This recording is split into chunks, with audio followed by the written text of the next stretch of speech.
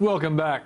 The budget has spooked the retirement community, and maybe more so before the budget than after. But for an expert view on how retirees have been hit, we've got the National Seniors CEO, Michael O'Neill from Queensland. Michael, thanks for joining us. Hello, Peter. Good to be with you. So, was there a lot of apprehension before the budget, Michael? And did the budget actually bring or justify the level of anxiety? Look, certainly a lot of anxiety before the budget, Peter. I think the consistent leaks out of the Commission of Audit, and some of them quite extreme views, had people spooked. There was a lot of anxiety. Come budget night, look, some hits there, no doubt about that at all. But I think generally for retirees, the major pain has been limited around the health space and the introduction of the co-payment, and that's got a reasonable safety net attached to it. And the other major decisions have been put off until 2017, which is, in our view, quite reasonable, given that will enable an election to take place. And of course, people have their opportunity to reflect at the time of the election whether they support changes to the way pensions are indexed and so forth. So anxiety, I think, has been dealt with, and some of it then put off for the next election. Yeah. Have you been able to survey any of your community? Because you've got a lot of people on your database, haven't you? Certainly, we've got 200,000 members across the country. We haven't surveyed them yet, but I've just been through a round of meetings with folk in Queensland, New South Wales and Victoria, large gatherings, 120, 130 people. And I guess the feedback has been at a couple of levels. One, I think people have been positive about what they would regard as a more disciplined economic approach. That was a concern at the time of the last election, and then leading into the budget, that there was a need for a bit more discipline in the way the budget was being managed. So I think that's got a tick from most folk. Bit of concern about, as I said, those health issues and the extent of the co-payment. And I guess the third one has been to welcome the restart program, the mature age employment program. So overall, the feedback has actually been quite reasonable, I think, in terms of those changes in the budget. What about the proposal to increase the retirement age? Does it affect your constituency now? Look, it certainly does. We've got folk from age 50 to over 100, and clearly those folk who are in their 50s are going to feel the impacts of that later in life. And more generally, the issue is of great relevance to us, because this is the discussion we've had with Joe Hockey, that all good and well shifting it to age 70, but the real challenge at the moment, 2014, the real challenge is providing sustainable employment opportunities for folk in their 50s. I mean, early to mid 50s, just simply not there in the numbers that are needed.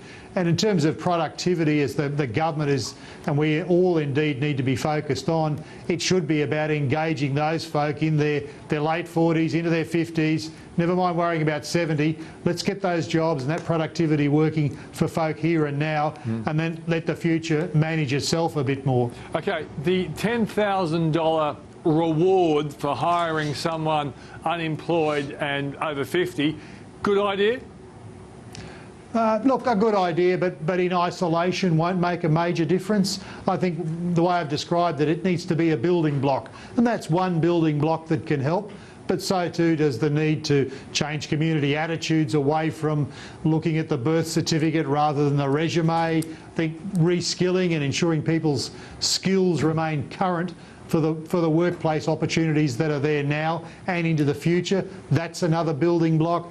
I think increasingly we're going to see the need for flexible work arrangements for folk in their 50s and 60s as they deal with perhaps grandchildren on one hand and increasingly older parents on the other hand. So that care function is going to require more flexibility in workplace. Again, another building block. So those series and other building blocks, I think, are the answer.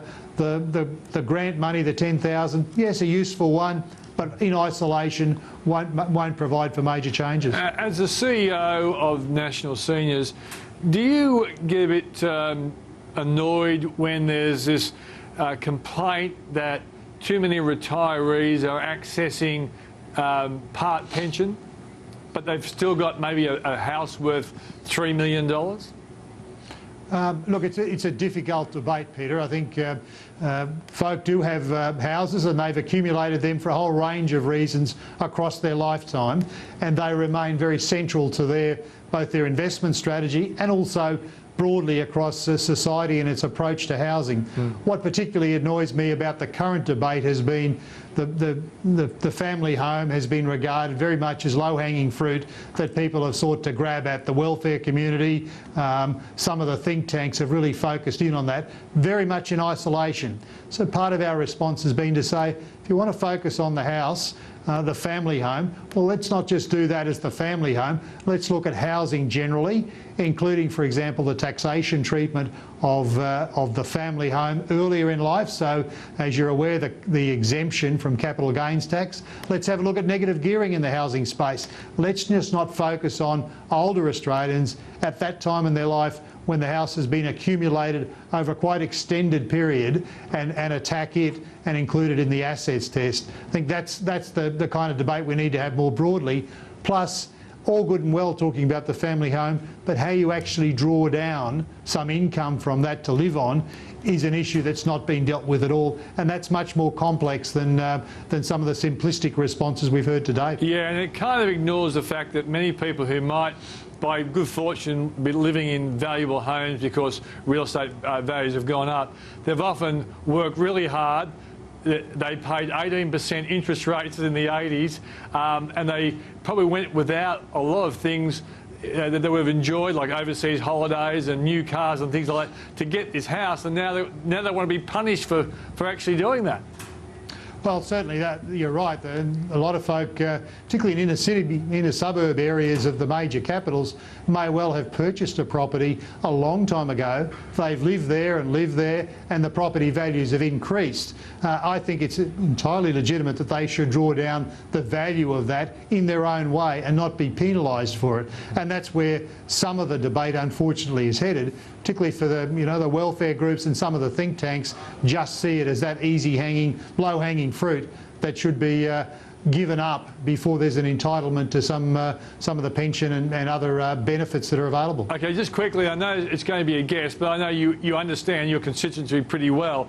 Do you think the retirement community is going to be very negative about this budget, or do you think over time they will see it as being primarily responsible? Look, I think over time there's a recognition, there has been a recognition of the need for discipline and for getting the economy right. I think that's going to be the overriding theme that people will be attracted to, the over 50s, over 60s, over 70s community. Be interesting to see when your next survey comes out. Michael, thanks for joining us. Thanks, Peter.